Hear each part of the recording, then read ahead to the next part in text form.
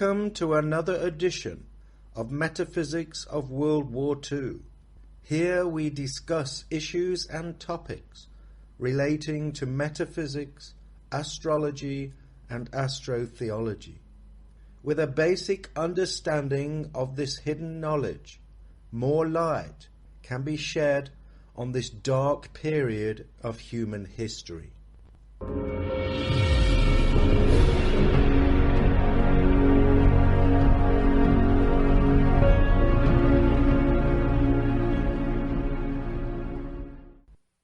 Saturn, materialism over spirituality, is the planet associated with order, control, restrictions, limitations, and austerity. It rules Capricorn, a sign whose energetic characteristics are reflected in its motto, I use. Capricorn is also the 10th house of career. It is part of one's social identity, concerned with how we appear in the eyes of the community. The word money is derived from the silver moon. It is essentially moony. Throughout most of history, gold and silver has been used as a method of storing wealth. Their scarcity and resistance to corrosion made them ideal as a means of transferring wealth. And because gold was rare, common low-value coins were made from silver, giving rise to the name Moony. In ancient Mesopotamia, the moon was known as Sin, and worshipped by both Hebrews and Arabs. Our recent concept of money evolved from an amount or weight of high-grade silver. The word sterling means 92.5% pure silver, and a pound sterling is a pound in weight of that silver purity. The same is true for the dollar and many other names used as a reference to currency. It is all derived from the silver moon and Sin. The moon is also the planet associated with the subconscious, which, in astrology, represents our emotional needs. For the love of money is the root of all kinds of evil. 1 Timothy 6:10. Let me issue and control a nation's money, and I care not who writes the laws. Mayor Amschel Rothschild, founder of the House of Rothschild. Most people are now aware of the international banking cartel's influence as a major player in the control system. The issuance of a nation's currency determines who is master and who is slave. The sovereign governments of this world have always had the legal option to issue their own currency without debt attached. Created in the treasury, it would trickle down through the system like blood in the veins of a nation, ensuring enough liquidity to lubricate the engines of industry without the burden of compounding interest. Unfortunately, most modern nations borrow money from private central banks with interest attached. This money is offered into circulation, forcing tax to be collected to pay off the nation's huge debt obligation. In the past, freeing the nation from debt slavery was a major campaign issue when seeking votes from the electorate. Something has changed. Now this topic really gets mentioned. Considering it was the main cause of most wars for the past 200 years, it should be at the top of the list. He who controls the money supply of a nation controls the nation. James Garfield. If the American people ever allow private banks to control the issue of their currency, first by inflation, then by deflation, the banks will deprive the people of all property until their children wake up homeless on the continent their fathers conquered. The issuing power should be taken from the banks and restored to the people to whom it properly belongs. Thomas Jefferson. I believe that banking institutions are more dangerous to our liberties than standing armies. Thomas Jefferson. History records that the money changers have used every form of abuse, intrigue, deceit, and violent means possible to maintain their control over governments by controlling money and its issuance. James Madison. If Congress has the right, under the Constitution, to issue paper money, it was given to them to use themselves, not to be delegated to individuals or corporations. Andrew Jackson. The government should create, issue and circulate all the currency and credits needed to satisfy the spending power of the government and the buying power of consumers. By the adoption of these principles, the taxpayer will be saved immense sums of interest. Money will cease to be master and become the servant of humanity. Abraham Lincoln. That this House considers that the continued issue of all the means of exchange, be they coin, banknotes, or credit, largely passed on by checks, by private firms as an interest-bearing debt against the public, should cease forthwith, that the sovereign power and duty of issuing money in all forms should be returned to the Crown, then to be put into circulation free of all debt and interest obligations. Captain Henry Kirby, MP, 1964. Banks lend by creating credit. They create the means of payment out of nothing. Ralph Hawtrey, former Secretary to the Treasury. Our whole monetary system is dishonest, as it is debt-based. We did not vote for it.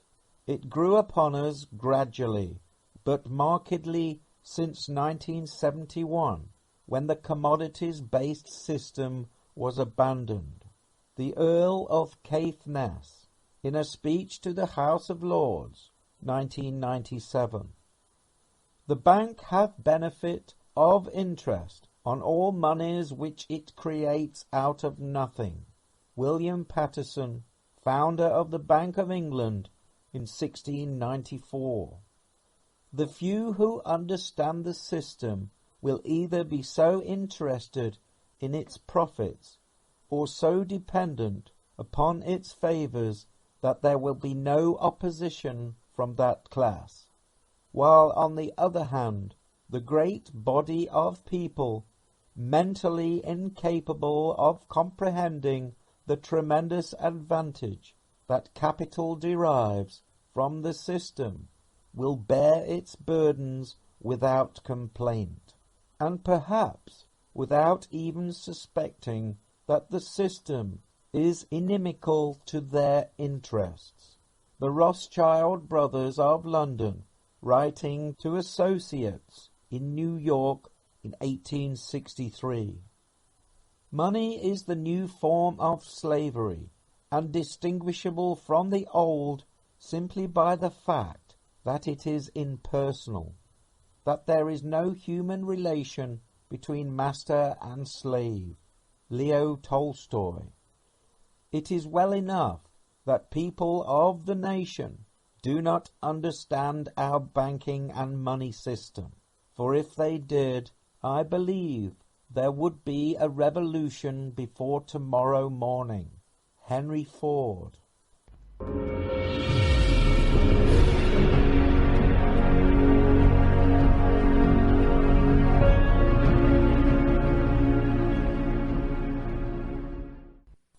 Most people believe the evolution of the control system has their best interests at heart. They consider the monetary system to be a carefully oiled machine, which is designed to benefit the majority. When a nation borrows itself into debt, no matter how hard its citizens work, it can only sink further into debt. Each generation finds itself paying more tax for fewer services because of its inherent obligation to pay off the compounding interest on huge government borrowing.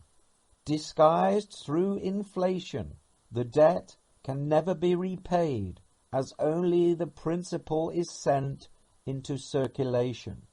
Eventually, when there is not enough money, due to inflation, deflation, manipulation, bankruptcies ensue, transferring tangible assets into the hands of the international financiers connected to the Ponzi scheme.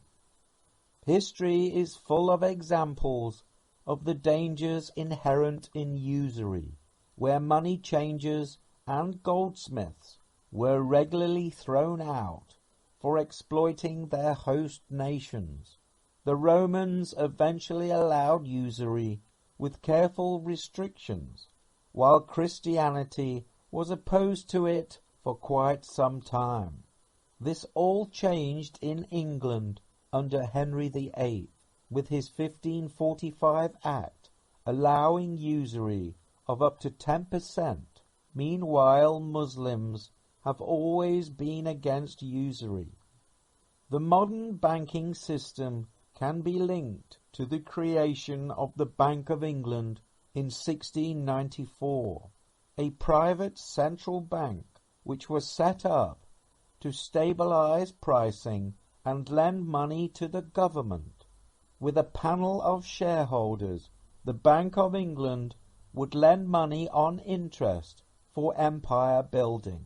While making the shareholders richer, the citizens were not only asked to fight in numerous conquests, but also required to pay the tax burden for the privilege. The partnership between the City of London's financiers and the government allowed the British Empire to eventually influence 1/3 of the globe, becoming the benchmark for other competing empires, all financed by a handful of banksters. This process turned the world's empires into tools for the objectives of the global financiers.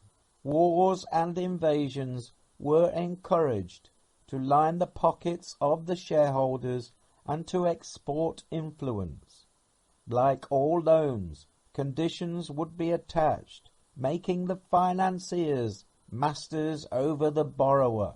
In this case, it was the governments of each nation. Incidentally, the City of London is a private corporation owned primarily by large financiers outside the normal controls of the host nation. The Rothschilds, the most influential banking family in history, began in a modest building in Frankfurt during the mid-18th century, eventually controlling most, if not all, private central banks. In 1946, after the Second World War, the Bank of England was nationalized, with all stock brought into public ownership. This only took place after the Bretton Woods Agreement of 1944, which transferred the baton of world currency and financial global dominance over to the United States dollar and the private Federal Reserve, a private bank which was set up in 1913, owned by the international banking cartel. Since the creation of the Bank of England, the European banking cartel has used the private central bank as a mechanism to control a nation through debt slavery. After the defeat of Napoleon, the Rothschilds controlled most private central banks in Europe and had the means and desire to expand their monetary system throughout the world. The American colonies initially used government-issued currencies with no external debt attached, freeing the settlers from the exploits of usury, which was constraining the old world. The American Revolution, according to Benjamin Franklin, was primarily due to King George III's Currency Act, forcing the colonies to abandon their government-issued currencies in favor of notes from the Bank of England, which were issued on interest. The refusal of King George III to allow the colonies to operate an honest money system, which freed the ordinary man from the clutches of the money manipulators, was probably the prime cause of the revolution. Benjamin Franklin. The Americans won their revolution in 1776. Around the same time, Uranus was discovered, the planet associated with revolution, rebellion, and independence. They continued using their own currencies while the tenacious European banksters paid off congressmen, senators, businessmen, and statesmen, working tirelessly behind the scenes to get the United States into debt. In 1791, their efforts paid off. The first Bank of America was created and given a 20-year charter. This European-controlled private central bank set to work bringing America under the yoke of the debt trading system. After 20 years, it became apparent what their real motives were. Congress refused to renew the charter, for it was enriching the bank while ruining the nation's economy. When the government stated its intentions to go back to issuing its own currency, Nathan Rothschild in England was purported to have made a threat, exposing his underlying agenda. Either the application for the renewal of the charter is granted, or the United States will find itself involved in a most disastrous war. Congress refused to renew the charter, to which Nathan responded, "Teach these impotent Americans a lesson. Bring them back to colonial status." The War of 1812 began, financed by Rothschild's banks. It was designed to bring the United States back under colonial rule, or to submerge them under so much debt they would need a new private central bank to pay it off. The latter happened. The Second Bank of America was created and given a 20-year charter. In 1832, Andrew Jackson campaigned for his second term as president, promising to remove the bank's charter. Even though Congress granted a renewal, the new president vetoed against it. Congress was unable to overturn the veto, and the bank ceased to exist. Gentlemen, I too have been a close observer of the doings of the Bank of the United States.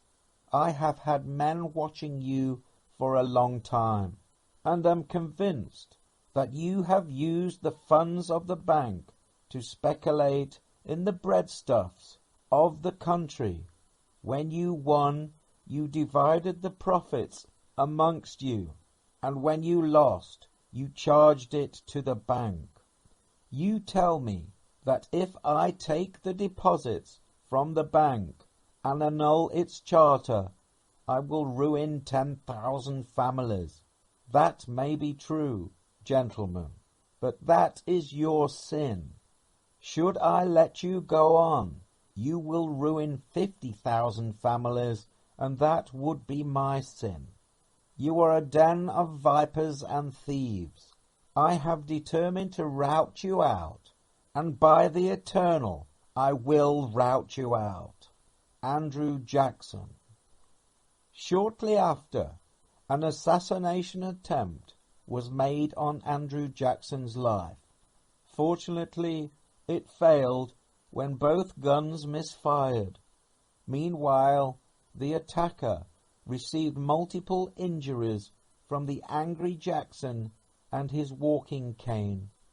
The attacker went on to spend the rest of his life in a mental institute. The United States became prosperous, even though the European banksters were trying to control their money system, scheming and conniving behind the scenes. During the 1860s, the Confederates seceded from the Union. Abraham Lincoln, the new president, was determined to bring them back under Union control. The private banks were playing off both sides, offering to finance Lincoln at 30% interest, while also financing Britain and France's alliance with the Confederates. Lincoln was rumored to have said he would not free the black man by enslaving the white man to the bankers.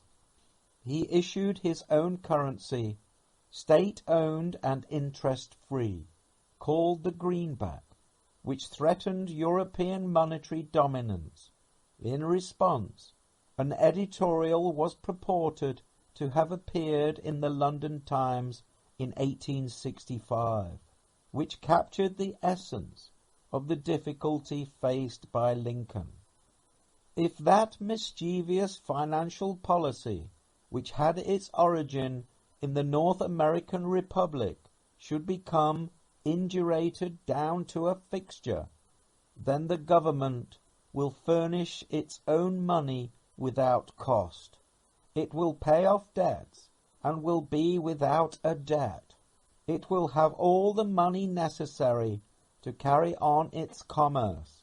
It will become prosperous beyond precedent in the history of civilized governments of the world.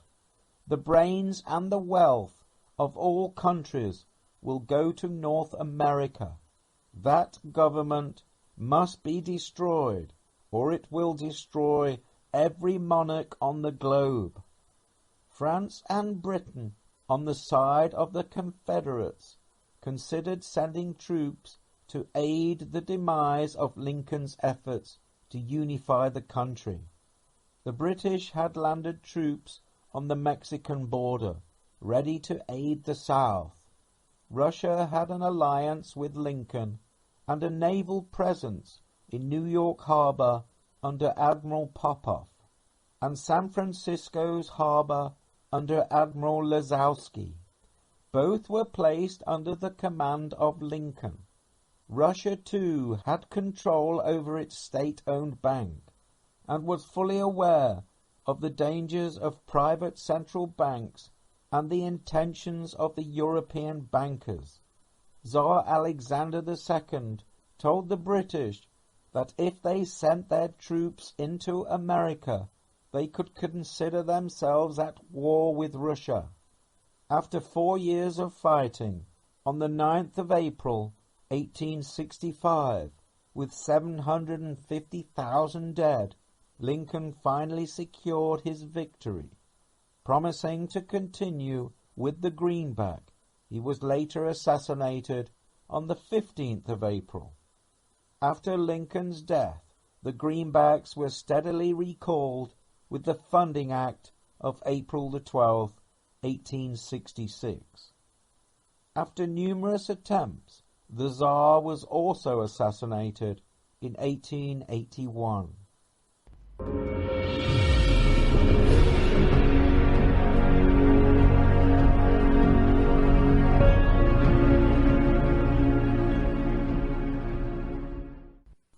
Determined to have total control over the United States money supply, the international financiers set about planning for a new private central bank.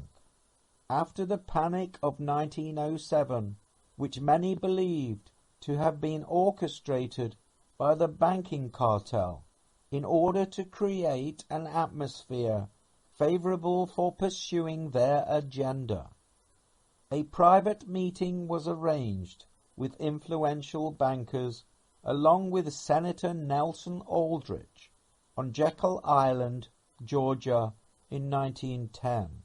They developed a plan for a new bank, which they initially called the Aldrich Plan. After many attempts, Congress refused to pass the proposal due to President Taft and the public's opposition towards the idea of a private central bank.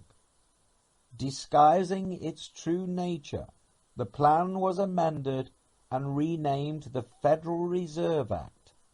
On December the 22nd, 1913, during the Christmas recess, with most congressmen at home, the bill was rushed through the House.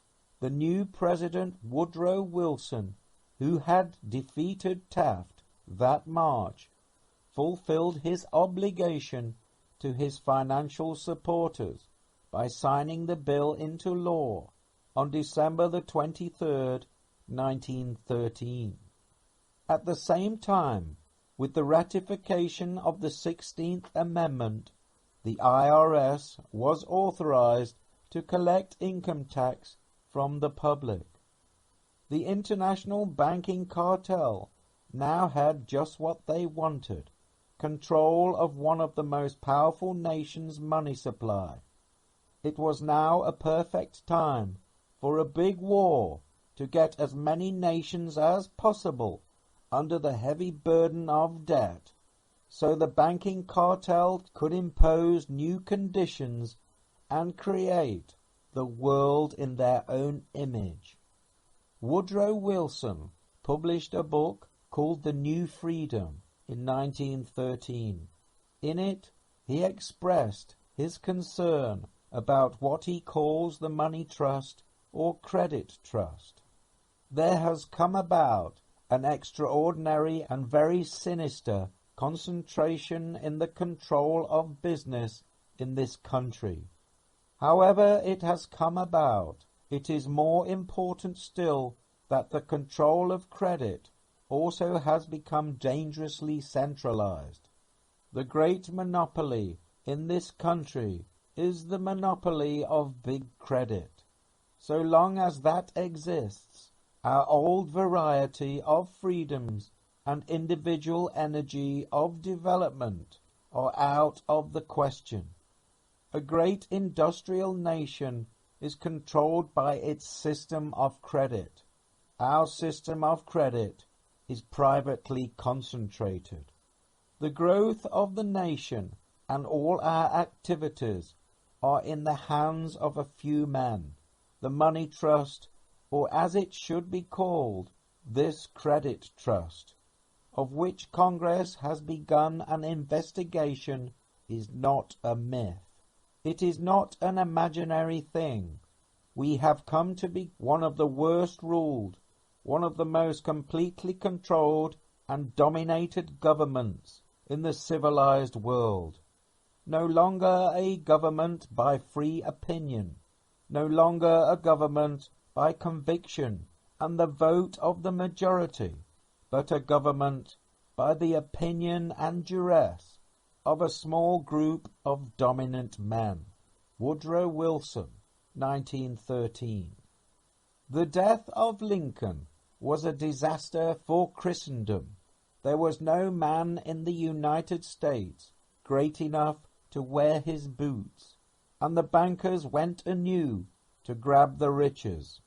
I fear that foreign bankers, with their craftiness and tortuous tricks, will entirely control the exuberant riches of America and use it to systematically corrupt civilization. Otto von Bismarck, 1815 to 1898, German Chancellor after the Lincoln assassination. Otto von Bismarck, the first Chancellor of Germany and a major player in the unification of the nation, was well aware of the ambitions of the international financiers. As Chancellor, Germany quickly morphed into the leading powerhouse of Europe. Even though it had a private central bank, the German government placed strict controls on its operations. Prior to the Great War, Germany had positioned itself at the forefront of modern manufacturing. By 1908, it was depriving Britain of its European and American markets. 20 years after Bismarck had unified the country, a study was put together by London bankers. They were alarmed to find that 2/3 of the English and European markets had gone into the hands of Germany.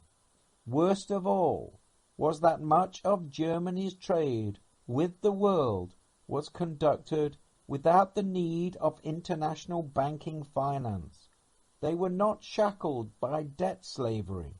Britain, burdened by its long-established debt-based monetary system, could not hope to match the efficiency and honest prosperity of the new Germany. Its shipbuilding, both militarily and domestic, was surpassing that of the British. In 1911, H. G. Wells wrote his thoughts about the new Germany. We in Great Britain are now intensely jealous of Germany. We are intensely jealous of Germany, not only because the Germans outnumber us and have a much larger and more diversified country than ours, and lie in the very heart and body of Europe, but because in the last 100 years, while we have fed on platitudes and vanity, they have had the energy and humility to develop a splendid system of national education, to toil at science and art and literature, to develop social organization, to master and better our methods of business and industry, and to clamber above us in the scale of civilization. This has humiliated and irritated rather than chastised us. H. G. Wells, An Englishman Looks at the World. Britain was under pressure to survive and to keep its empire intact. They were convinced that they had no other option but to destroy their competitors. The globalization plan of the international financiers was in jeopardy. Unable to compete on a level footing, Britain and the financiers set about using diplomacy and secret treaties designed to completely encircle Germany with a wall of steel for potential future provocation. The only reason World War I did not break out earlier was because the Federal Reserve System was not in place. It had to be set up prior to the big war in order to control the vast amounts of borrowing which would be needed for the conflict. Finally, with everything ready, only 6 months after the creation of the Fed, on the 28th of June 1914, the match was lit. The assassination of Archduke Franz Ferdinand of Austria triggered the mobilization and eventual slaughter of millions of young men. Innocent men who had no idea what they were really fighting for. Even though the conflict began in Sarajevo, the focus soon shifted to the real target. It wasn't long before the gates of Hades were opened and all guns pointed to Germany.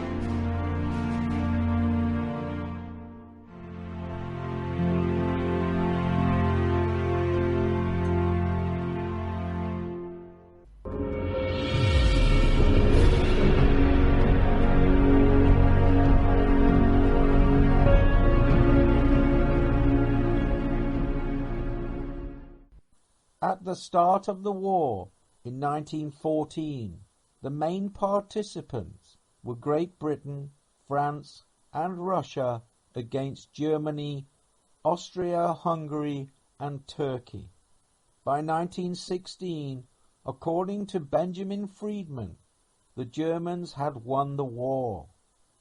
The German submarines, which were a surprise to the world, had swept all the convoys from the Atlantic Ocean, and Great Britain stood there without ammunition for her soldiers, stood there with 1 week's food supply facing her, and after that, starvation. At that time, the French army had mutineered. They lost 600,000 of the flower of French youth in the defense of Verdun on the Somme. The Russian army was defecting. They were picking up their toys and going home. They didn't want to play war anymore. They didn't like the Tsar. And the Italian army had collapsed. Now Germany, not a shot had been fired on the German soil. Not an enemy soldier had crossed the border into Germany. And yet, here was Germany offering England peace terms. They offered England a negotiated peace on what the lawyers called a status quo ante basis. That means, let's call the war off and let everything be as it was before the war started. Well, England in the summer of 1916 was considering that, seriously. They had no choice. It was either accept this negotiated peace that Germany was magnanimously offering them, or going on with the war and being totally defeated. Benjamin Friedman, 1961. Another player of the sinister left-hand path steps into the picture, the Zionists, a political ideology hiding behind Judaism, influenced heavily by the international financiers of Europe and now America, influencing many banks and much of the media. They offered a deal to the British. If they could persuade the pro-German Americans to enter the war on the side of the British, they would want in return control of Palestine for their own use. The British agreed to the proposal after considering all the options available.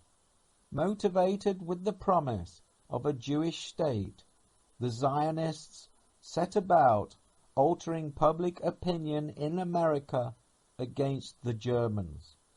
At that time, the American Republic and Bismarck's Germany were singing from the same hymn sheet, both mistrustful of private central banks and the ambitions of the British Empire, but mostly unaware that their own new Federal Reserve was a privately owned central bank. At that time, the Americans had a great affinity with the Germans. Many were descendants of the German people. The international financiers with the British had been pressurizing Woodrow Wilson and the Americans to join in the war effort since the start of hostilities. The sentiment for neutrality was strong, even with the sinking of the Lusitania in 1915 and the loss of 1,198 lives. In 1917, Germany offered a military alliance with Mexico and stepped up their U-boat activities in the North Atlantic. This was enough of an excuse for the media to villainize Germany in the eyes of the Americans. Using propaganda, they were able to alter public perception. The Germans became Huns and monsters who would shoot Red Cross nurses and cut off babies' hands. Wilson asked Congress for a war to end all wars. Congress voted and declared war on Germany on April the 6th, 1917. Fulfilling their part of the bargain, the Zionists approached the British and asked for something in writing to show that the British would keep their word.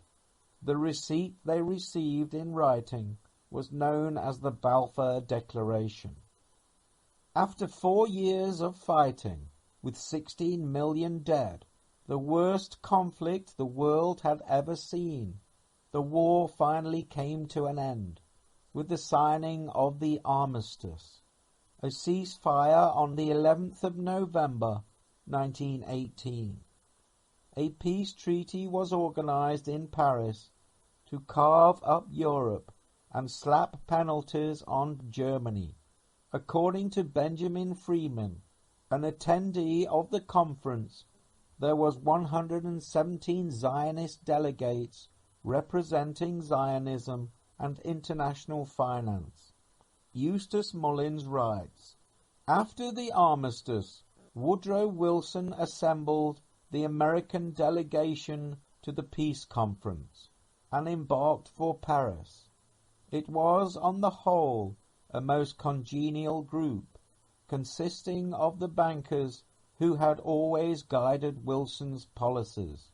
He was accompanied by Bernard Baruch, Thomas W. Lamont of J.P. Morgan, Albert Strauss, of J and W Seligman bankers who had been chosen by Wilson to replace Paul Warburg on the Federal Reserve Board of Governors. J.P. Morgan and Morgan lawyers Frank Poll and John W. Davis. Accompanying them were Walter Lippmann, Felix Frankfurter, Justice Brandeis, and other interested parties. Mason's biography of Brandeis states that, in Paris, in June of 1919, Brandeis met with such friends as Paul Warburg, Colonel House, Lord Balfour, Louis Marshall, and Baron Edmund de Rothschild. Indeed, Baron Edmund de Rothschild served as a genial host to the leading members of the American delegation, and even turned over his Paris mansion to them, although the lesser members had to rough it at the elegant Hotel Crillon with Colonel House and his personal staff of 201 servants. The bankers at the conference convinced Wilson that they needed an international government to facilitate their international monetary operations. While Europe was being carved up between the victors, the Zionists produced the Balfour Declaration, saying Palestine was to be allocated to them. The Germans, astonished and surprised, realized for the first time why America had entered the war, and now understood the implications of this hidden agenda. They felt betrayed.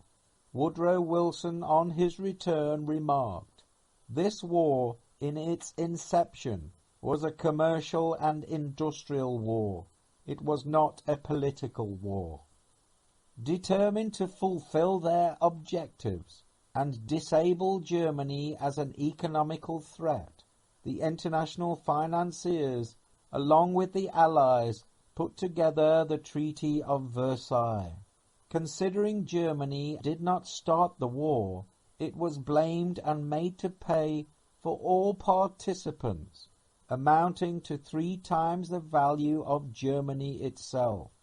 The treaty fulfilled its purpose by carving up Europe, making it easier for the international financiers and the empire to divide and rule each territory.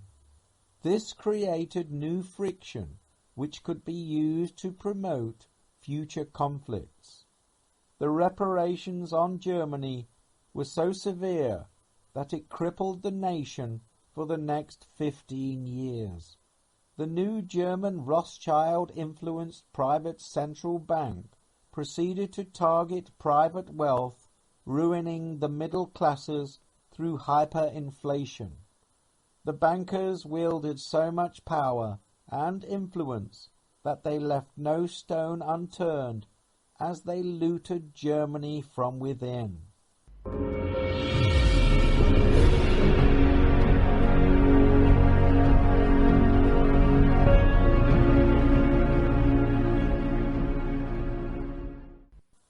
The international financiers had 2 major objectives at the start of the war. Firstly, to destroy German economical capabilities, and secondly, to remove the Russian Tsar from power, and once eliminated, would finance a socialist-style government. The Tsars were not looked at favourably by the financiers or the British Empire. Tsar Alexander II's role in supporting Lincoln during the American Civil War of 1881 to 1885 reflected this position. The Tsars, similar to Bismarck, understood the ambitions of this small group of dominant men. Even though Russia was on the side of France and Britain, the banksters' plan was to get Russia and Germany fighting against one another, weakening them to such an extent that a takeover would be easy. The plan went well. Russia started the war with the world's largest army, approximately 5 million soldiers. But through bad management, infiltration, and subversion, the army soon became stagnant. A previous attempt at a revolution was thwarted in 1905, with concessions made by Tsar Nicholas II concerning civil rights and parliamentary power sharing. By the end of 1916, 1,700,000 Russian soldiers had died. Riots and strikes were a daily occurrence, and many soldiers were abandoning their posts to go home. The country was falling apart. Under this backdrop, in February 1917, Tsar Nicholas II was forced to abdicate, with power being transferred to a socialist government led by Alexander Kerensky. Around this time, the international financiers had maneuvered America into taking the place of Russia by declaring war on Germany, eliminating Germany's temporary advantage.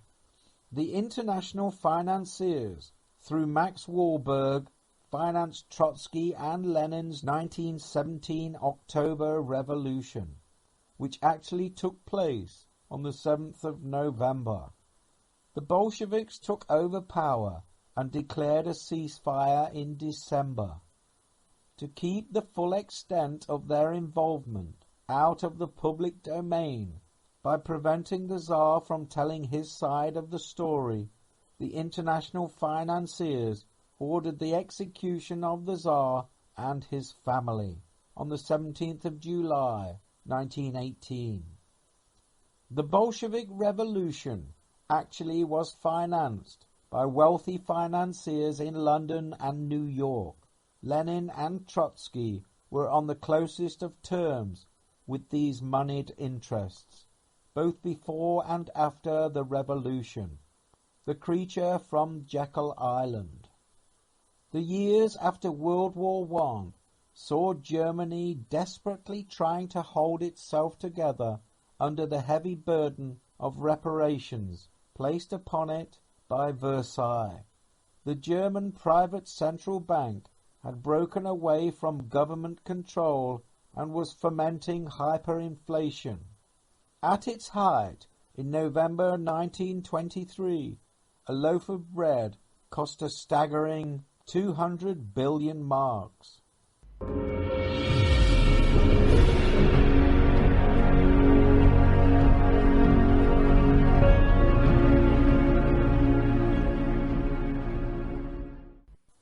The Rothschild family dynasty came to dominate European banking during the late 18th and 19th century.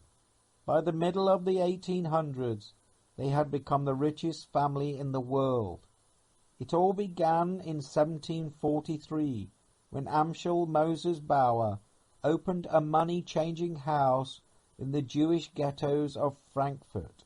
He had 8 children, the fourth being Meyer Amschel Bauer, who inherited the business in 1755, after the premature death of his father from smallpox.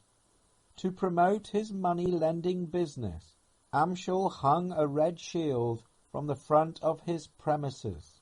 His customers and the local community referred to his business as the Red Shield Firm. Eventually, Meyer Amschel Bauer changed the family name over to Meyer Amschel Rothschild, Red Shield. He soon discovered that lending money to royalty and governments was far more lucrative than lending to the general public. Plus, he had the added security of the loans being secured against future taxation. Meyer had 10 children, 5 of which were boys. When they were old enough, he sent them out to create private banks in 5 of the most prominent European countries, with the intention of dominating the world's banking system. Working together as a network of Rothschild banks, they would finance both sides of European political and physical conflicts, collecting vast profits from all the chaos which they helped to underpin. Nathan in London took advantage of Napoleon's defeat at Waterloo by taking control of England's stock and bond markets. It is also suspected that this is when he secured control over the Bank of England. He managed to get the news of the outcome of the battle ahead of everyone else, using his own private couriers and carrier pigeons. With this knowledge, he began slowly selling stocks and bonds, which set off a panic in most of the markets. Investors who watched his actions assumed England had lost the war. Once the prices bottomed out, Nathan instructed his agents to begin buying everything up at giveaway prices. By the time the official news of Wellington's victory arrived in London, prices went through the roof. Nathan was now laughing. Most of the important aspects of England's commercial and financial infrastructure now belonged to the Rothschilds. By the middle of the 19th century, they had become the wealthiest family on the planet. In 1850, James Rothschild in France alone was said to be worth 600 million francs, 150 million more than all the other French banks combined. With this wealth came power, and with most of Europe's monarchs and governments in debt to the Rothschild banking family, they now had the power to influence policy. The lender is always master over the borrower. When a government is dependent upon bankers for money, they and not the leaders of the government control the situation. Since the hand that gives is above the hand that takes, money has no motherland. Financiers are without patriotism and without decency. Their sole object is gain. Napoleon Bonaparte. Masters at organizing and control, which are Saturnian characteristics, the family now had the opportunity to direct the future course of human history, combining power with established European royalty and aristocracy. They united to help propel the British Rothschild empires to the next phase of global imperialistic domination. They worked together to undermine the American Republic, the German Republic, Russia under the Tsar, China, Africa, and anywhere else which had ambitions of independence. The goal was globalization under their control. They financed the Rockefellers, the Kuhn Logans, the Harrimans, the Vanderbilts, the Carnegies, the Morgans, and Cecil Rhodes, all acting under the direction of the lender, the House of Rothschild. By controlling a country's private central bank and owning the majority of stock in that country's industrial and commercial infrastructure, they would steer the nation in any direction they desired. Occasionally they would come up against a rogue leader who wanted independence, freedom, and sovereignty. These countries were soon dealt with and brought back under the heel of debt through a Rothschild private central bank. During the First World War, J.P. Morgan was assumed to be the richest man in America, but after his death it was discovered that he was just another agent for the House of Rothschild.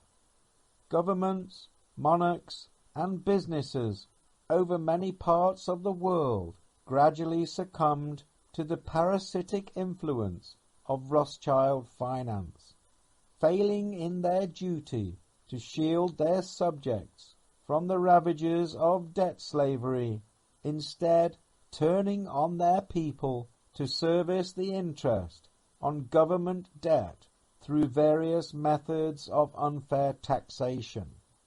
Much was written about the Rothschilds during the 19th century, but once they took control of the media and its outlets, they not only censored what was being said about them, but could now influence the steady social engineering of society towards a future based on Saturnian values of control and restrictions, promoting materialism over spirituality.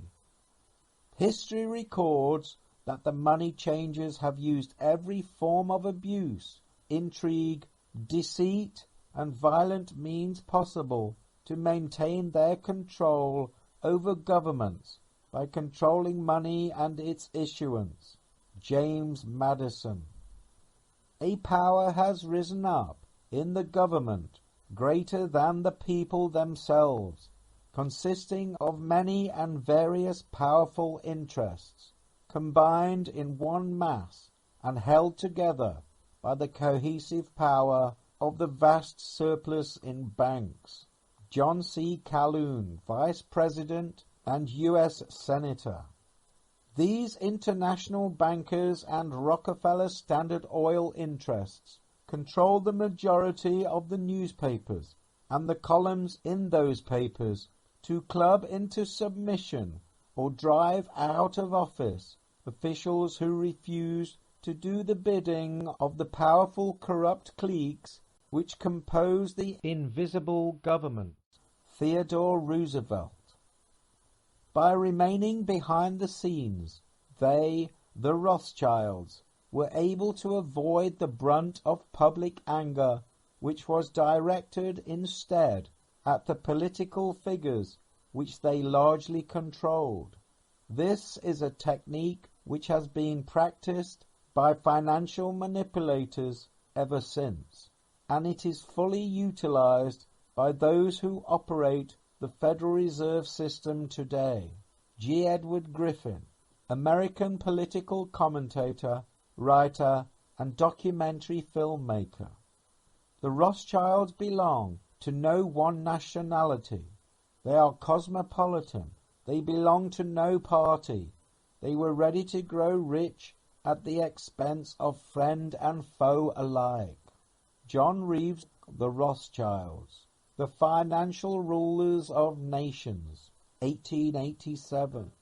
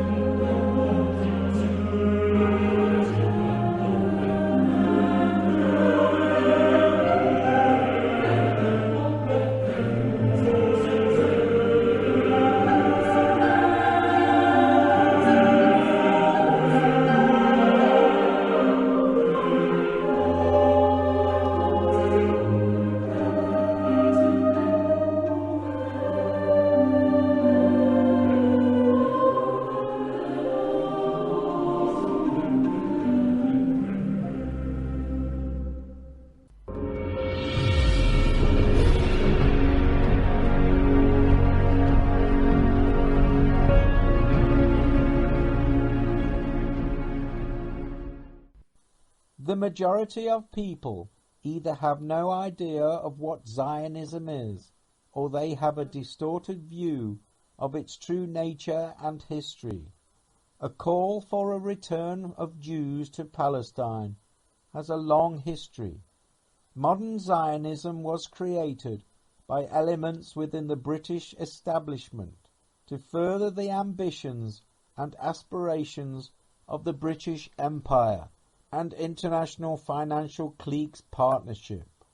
Their objective was to create a colonial-controlled outpost in the Middle East. populated by Jews, who would see it as a return to their ancestral homeland. The outpost would be a strategic commercial and military base for further imperialistic expansion, using the Jews as a mechanism to drive a wedge between the Arab Muslims and other colonial powers in the area, all seeking to advance their own political or religious ambitions. Palestine is situated between Asia and Europe. Whoever controls that area would control trade routes between the two. They would also have access to important oil fields. The only problem was how to get the Jews to go along with the idea. Zion is a term used to describe the area around Jerusalem. Zionism is a political philosophy, a call to relocate Jews from all over the world and place them back to where they supposedly came from, the promised land mentioned in the Old Testament between the Nile and the Euphrates. In the middle of the 19th century, the British Empire, at the height of its power, was concerned about economic advancements being made by its competitors. The empire had become masters of the seas, protecting their trade routes and defending their ports with a superior navy, supporting an empire which controlled 1/3 of the Earth's surface. Their competitors, on the other hand, were industrializing inland. The United States, France, Germany, and Russia all posed a potential threat to the British economic dominance, especially if they all united against her. The French had completed the Suez Canal in 1869, enabling goods to flow easily between Europe and Asia. Bismarck had unified Germany in 1871, which encouraged the industrialization of internal transport links, making it easier for other empires and republics to compete with the British. The empire would do all they could to keep themselves in control, especially by undermining competition in specific areas. Palestine was one of those strategic regions. Its importance became more pronounced after the Suez Canal was opened. The idea of Jews returning to their homeland is an old one. From the Exodus out of Egypt to the Babylonian conquest of Judea in 641 BC, Jews have been encouraged to go along with this notion. Even during the annual Passover celebrations, some Jews end their prayers with "next year in Jerusalem." Daily prayers, another powerful repetitive mechanism used to cement a belief system, include references to "your people Israel, your return to Jerusalem, and a Redeemer shall come to Zion." The persecution of Jews has a long history. In Spain and Portugal, many were persuaded to adopt the Christian faith, while secretly keeping the Judaic traditions alive. The Catholic Church, suspicious and intolerant, initiated the Inquisition, and by 1492 had expelled the remaining Jews. In 1516, Venice decided that Jews had to live in secure ghettos. They also had to pay a tax for the privilege. And by 1555, the Pope in Rome followed suit. Jews had already been expelled from England in 1290, only to be allowed back in 1649 under Oliver Cromwell. In 1648, a Sephardic rabbi named Sabbatai Zevi claimed he was the long-awaited Jewish Messiah and would lead his followers back to the Promised Land. Unfortunately for Sabbatai, most Jews didn't see it that way. At the end of the 17th century, Judah Hahazid Segal Halevi, a Jewish preacher, traveled from one Jewish community to another, persuading a number of Jews to participate in a new Aliyah, the immigration of Jews from the diaspora to the promised land of Israel. By 1700, he had assembled 1,500 for the long journey, but a third of them died along the way. When they reached the destination, they were broke and found they were not altogether welcome. At that time, there were only 1,200 Jews living in the city, so the sudden arrival of another 1,000 new Ashkenazi Jews created a massive problem. The newcomers, viewed with hostility, got into debt trying to build a new synagogue, and by 1720 their Arab creditors set fire to the building and took back control. The Turkish authorities blamed all the Jews collectively for the mess and banned the Ashkenazi Jews from the area.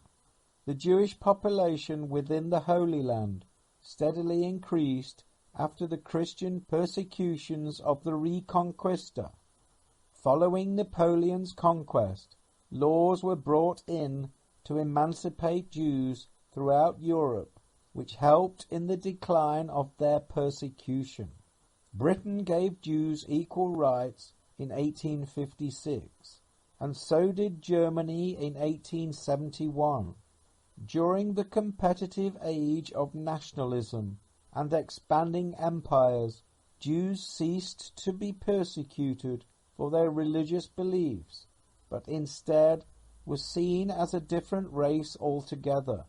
Anti-Semitism took over from the simple disapproval of Judaic Saturn worship. The British established a consulate in Jerusalem in 1838, which at that time was ruled by the Turks and governed from Istanbul. The following year, a report was published about the conditions of Jews in the area. A memorandum followed which encouraged European monarchs into supporting the idea of restoring Jews back to Palestine. In August 1840, the Times of London reported that the British government was considering the restoration of a Jewish homeland, and that both Lord Shaftesbury and Lord Palmerston were instrumental in its promotion. Lord Shaftesbury was a proactive advocate for Zionism as early as the 1820s, motivated by an evangelical revival which took place between the 1820s and the 1830s. Napoleon in 1799 saw the strategic importance of the area for his own empire. He considered helping the Jews back to Palestine and prepared a proclamation to this effect. It was only his defeat which put an early end to this proposal. It was important at this time for the British to develop an outpost in the Middle East, due to pressure from colonial competitors, especially the French. There was also the Muslim threat under Muhammad Ali, who by 1832 had united much of Palestine and Syria.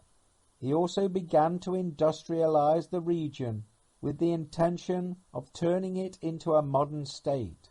Ali also established an Egyptian-French alliance, which made it necessary for the British to champion the cause for relocating the Jews back to the Promised Land in order to gain a foothold. Benjamin Disraeli was a British politician and writer who came from a wealthy family of Sephardic Jews. He was British Prime Minister twice, once in 1868 and again in 1874.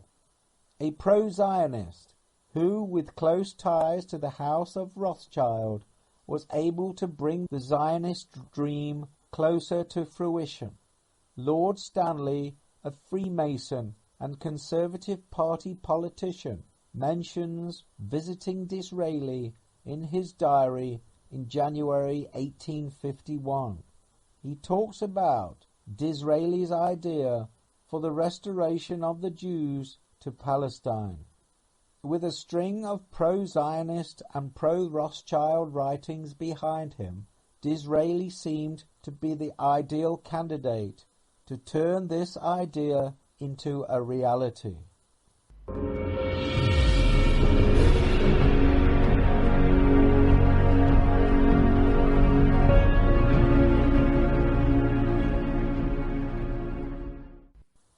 Isis cults are the mother of all mystery school cults, Isis being the mother god of ancient Egypt, representing the subconscious, the moon, and the Holy Spirit.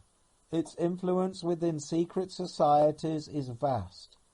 The 19th century was awash with cults and secret societies, used to recruit and single out useful members of the community for the purposes of serving each cult and advancing hidden agendas initiated from the heart of the British Empire. Disraeli made two important contacts in his early career. The first was with the House of Rothschild, and the second with Edward Bulwer Lytton, Colonial Secretary and a member of the British Parliament. Lytton was an archpriest of an Isis cult in Britain, who wrote the novel The Last Days of Pompeii, an Isis cult story. His Isis novel was a catalyst which inspired other Isis cults to spring up around the mid to late 19th century. One of these cults was called Isis Uranus Temple of the Hermetic Students of the Golden Dawn. Another such cult was the Theosophy Society, founded by Madame Helena Blavatsky, who published a book titled Isis Unveiled. Isis worship was not just meaningless ritual, it had energy behind it. It is another example of how the elite within the establishment are involved in the occult and know how to exploit energies associated with universal wisdom and ancient astrological synchronicity.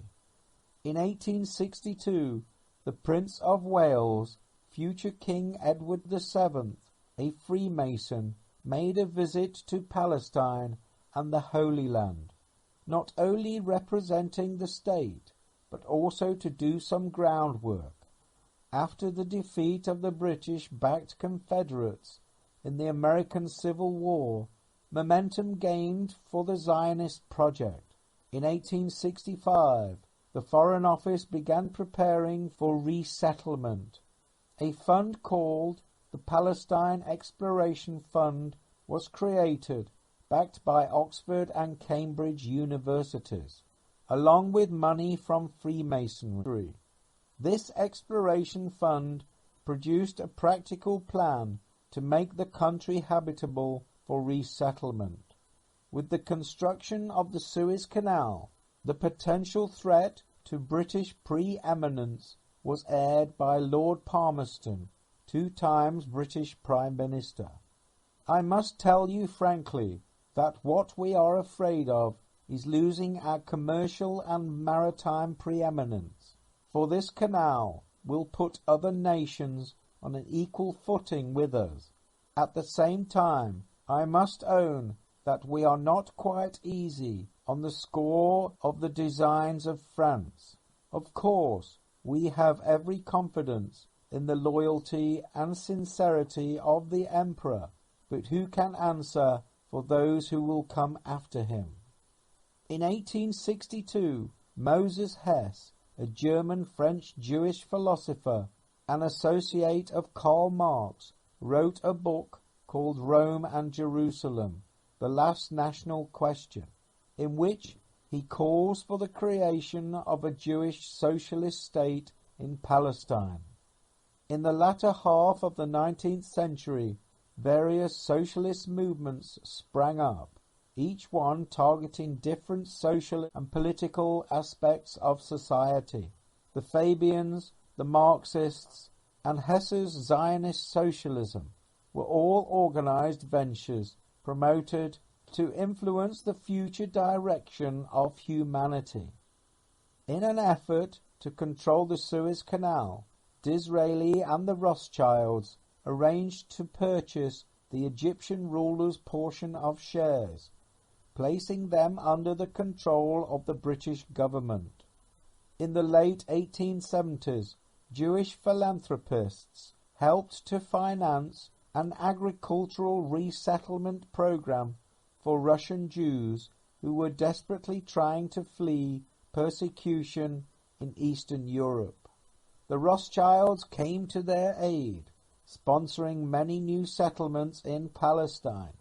In 1877, Disraeli created a blueprint for a Zionist state, which would be under British rule, ensuring political and economical penetration in the region. In his book, Alroy, Disraeli reveals what was on his mind. "Sire, bear with me. If I speak in heat, I speak in zeal. You ask me what I wish. My answer is a national existence, which we have not. You ask me what I wish. My answer is the land of promise. You ask me what I wish. My answer is Jerusalem. You ask me what I wish. My answer is the temple, all we have forfeited, all we have yearned after, all for which we have fought, our beauteous country, our holy creed, our simple manners, and our ancient customs." Benjamin Disraeli, Alroy, 1828. An interesting point to make regarding Suez is that its name is Zeus spelt backwards. Using the old prime meridian at Giza positions Pisces west of Giza and Aries to the east. Jupiter Zeus is the ruler over Pisces, and therefore the land east of Giza is the opposite end of the zodiac. Suez is a reflection of that opposition. The British had the will and the financial backing. All they needed now was a man who would promote the cause, a man who would successfully convince the Jewish community of the merits for Zionism. The man they approached was Theodor Herzl. Theodor Herzl was born Benjamin Zeev Herzl in Pest, East Budapest, Hungary in 1860. His parents were German-speaking assimilated Jews. His father, Jacob Herzl, was a successful businessman. Theodor's conversion to Zionism was purported to be around the time of the Dreyfus Affair in 1894. While he was working as a reporter in Paris, he witnessed anti-Semitic protests erupt following the arrest and conviction of a French Jewish army captain who was accused of spying for the Germans. This persuaded him to reject Jewish emancipation and assimilation. Instead, he embraced the notion of moving all Jews out of Europe into Palestine. In 1889, Theodor Herzl married Julie Nashchur, the daughter of a wealthy Jewish businessman, and moved to Vienna.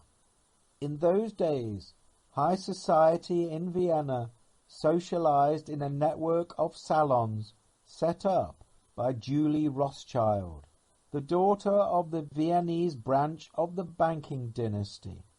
These salons were recruiting grounds for secret societies and ISIS cults. Herzl was known to be a regular patron. On March the 10th, 1896, Herzl was visited by Reverend William Hetschler, an Anglican minister to the British Embassy. Hetschler was familiar with Herzl's publications on Zionist issues. This meeting would be the turning point in Herzl's career, he wrote in his diary. Next we came to the heart of the business. I said to him, I must put myself into direct and publicly known relations with a responsible or non-responsible ruler, that is, with a minister of state or a prince. Then the Jews will believe in me and follow me. The most suitable personage would be the German Kaiser. Hetschler arranged Herzl to meet Frederick I in 1896, which led to an audience with Wilhelm II in 1898. This gave credence to Herzl's movement in the eyes of the Jewish community. Before Hetschler's intervention, most Jews considered Herzl as a lunatic or British agent. The majority of Jews considered Zionism to be an assault on Jews and Judaism. This created a split within the Jewish community, with those against the homeland and those for it. The problem was that most Orthodox Jews believed that a homeland could only be given to the Jews by a new Messiah. As that had not happened, and Jesus was not considered as such, meant a homeland for Jews throughout the Piscean Age was not an option. As Saturn worshippers, their Messiah was not to appear until the new age of Aquarius. It could be argued that the new Messiah for the Zionist movement also came in the form of finance from the House of Rothschild, enabling Zionist projects to move forward. Opposition was expressed in the Pittsburgh Platform, a position adopted by the Central Conference of American Rabbis in 1885. We consider ourselves no longer a nation, but a religious community, and therefore we expect neither a return to Palestine nor a sacrificial worship under the sons of Aaron, nor the restoration of any of the laws concerning the Jewish state. Herzl came to the conclusion that anti-Semitism would be advantageous for the Zionist movement, in the sense that it would make life unbearable for Jews living in Europe, and out of desperation they would eventually move to Palestine. He wrote in his diary, "The anti-Semites will be only too happy to give Zionism publicity. The anti-Semites will become our most dependable friends, the anti-Semitic countries our allies." Herzl regarded Zionism's triumph as inevitable, not only because life in Europe was ever more untenable for Jews, but also because it was in Europe's interest to rid the Jews and to be relieved of anti-Semitism. The European political establishment would eventually be persuaded to promote Zionism. Herzl recognized that anti-Semitism would be harnessed to his own Zionist purposes. Benny Morris, Righteous Victims. During the late 19th century, Herzl made regular visits to England. He wrote in his diary, "Get at one stroke 10 million secret but loyal subjects, active in all walks of life, all over the world. As at a signal, all of them will place themselves at the service of the magnanimous nation that brings long-desired help. England will get 10 million agents for her greatness and influence." Herzl and his colleagues established the World Zionist Congress, an organization which would rally the Jewish people into pushing for resettlement in Palestine. The first Congress was held in Basel, Switzerland in 1897. Attended by 200 participants, they created the political Zionist agenda known as the Basel Program. Zionism seeks for the Jewish people a publicly recognized, legally secured homeland in Palestine. Statement from the First World Zionist Congress. Herzl wrote in his diary, "Were I to sum up the Basel Congress in a word which I shall guard against pronouncing publicly, it would be this: at Basel I founded the Jewish state." When Herzl was looking into other possibilities for resettlement, Argentina was one of the options mentioned. When considering this, he wrote, "We shall try to spirit the penniless population across the border by procuring employment for it in the transit countries, while denying it any employment in our country." He died at the young age of 44 on July 3, 1904, from cardiac sclerosis. His remains were moved from Vienna to Mount Herzl in Jerusalem in 1949. Before the creation of Israel, with money supplied from wealthy backers, the Zionists bought up all the land available. This was known as land redemption or Judifying the land. In 1917, during World War I, the British conquered Palestine from the Turks and legalized the Jewish national homeland concept with the Balfour Declaration.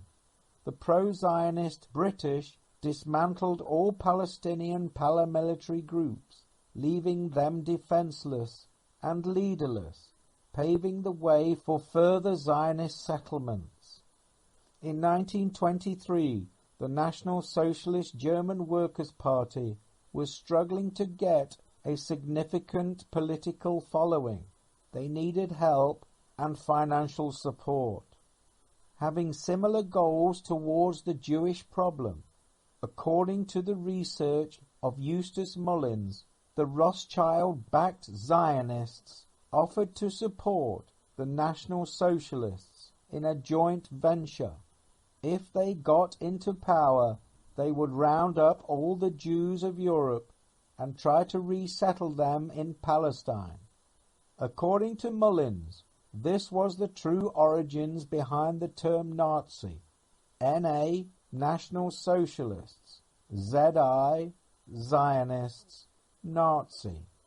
Pro-Zionist Jews would be resettled in Palestine under the Havara Agreement, the transfer agreement. But most of the anti-Zionist Jews would be put into labor camps with the aim of persuading them to convert to Zionism or face a bleak future of slave labor, even death.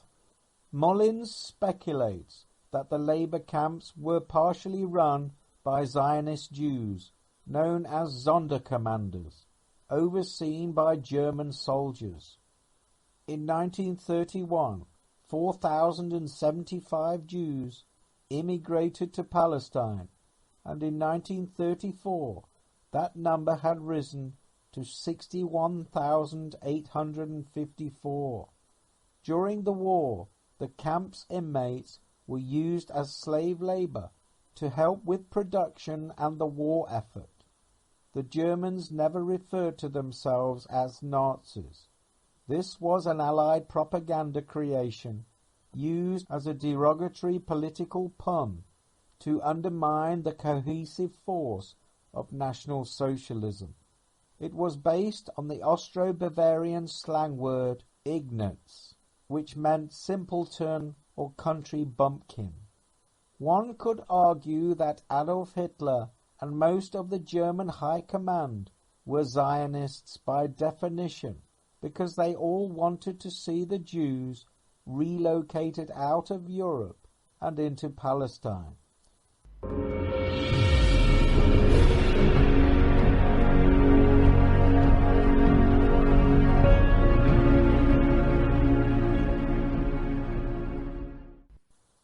The Masons are not a secret society, but a society with secrets, a large international organization with an estimated 5 million members in nearly every country in the world. It is based on medieval stonemasons' guilds, Old Testament symbolism, ancient Egyptian mystery religions, and the construction of Solomon's Temple. They publicly refer to themselves as morality veiled in allegory. There are many levels of Freemasonry, known as degrees, with the majority falling into the Blue Lodge order. From here they progress up 3 degrees before splintering off to either the Scottish Rite or York Lodge. The highest known degree is the 33rd degree, which is the Grand Sovereign Inspector General.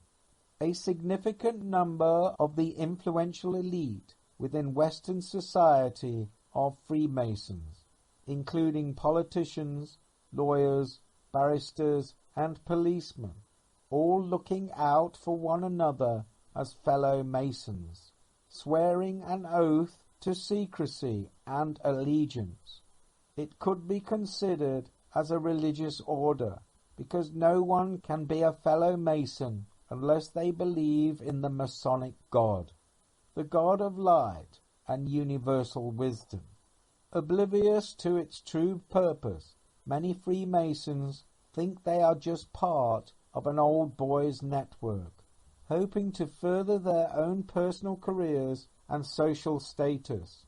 They lack the understanding of what Freemasonry is built upon. Like all religions, its core belief system is astronomy and astrology, which is easily identified by analyzing Masonic rituals and symbolism. At each level of Freemasonry, from the 1st degree to the 33rd, the Masons must perform a ritual ceremony and take an oath to keep secret passwords and knowledge within the Brotherhood. The penalty for divulging these secrets can be horrific. 1st degree penalty: throat cut, tongue buried in the sands of the sea. 2nd degree penalty: heart plucked out, placed on highest pinnacle of the temple.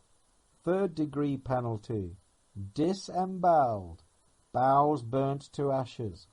7th degree York Rite: top of skull taken off, brain exposed to the noonday sun. At the 33rd degree level, it has been reported that the initiate is asked to drink wine from a human skull, symbolizing Holy Communion with a Masonic twist. The oaths within the Brotherhood of International Freemasonry transcend national and political allegiances, creating a powerful, unaccountable, and influential organization throughout the world. As a Mason progresses up the ranks of the fraternal order, his fellow Masons will do all they can to protect him from outside harm. It is a big club, and their oaths are taken seriously, even to the point of protecting fellow members who are involved in criminal activities. In 1826, a Mason by the name of William Morgan aired his intentions to publish a book exposing the Freemasons' secrets. Still under his Masonic oath, he found himself arrested under spurious accusations, later to disappear, never to be seen again. The Freemasons were blamed for his death, which caused a huge anti-Masonic backlash, giving them a bad image over the next few decades, which resulted in many members leaving. Eventually, by the end of the 19th century, their numbers had recovered. Around the time of Albert Pike, any person respected within higher circles of society would join the Freemasons. Many influential figures throughout history have been Freemasons, with an allegiance which takes precedence over many other aspects of their lives. Cecil Rhodes was a member of the Bulawayo Lodge in Rhodesia. In 1895, he donated some land over to the order for the construction of a temple. During World War II, the leaders of the Allied coalition, Churchill, Roosevelt and Stalin, the Big Three, two of whom were high-ranking Freemasons, brothers united in war and also united within international Freemasonry. Churchill joined the Studholme Lodge number 1591 in May 1901, a time when becoming a Mason was seen as a symbol of social status. Prince Edward, a Grand Master for 25 years, was soon to be king, following the death of his mother Queen Victoria. Edward, a popular monarch, gave prestige and credibility to the order, while promoting it as a tool for British imperial aspirations.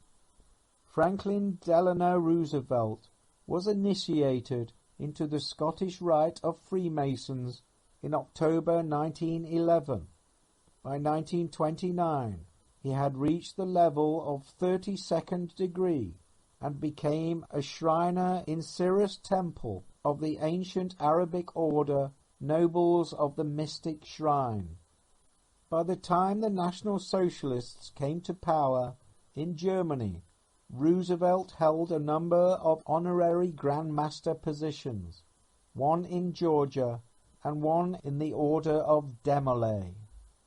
There has been rumors and speculation about Joseph Stalin's Masonic ties ever since the war finished, but there is no conclusive evidence to support these claims.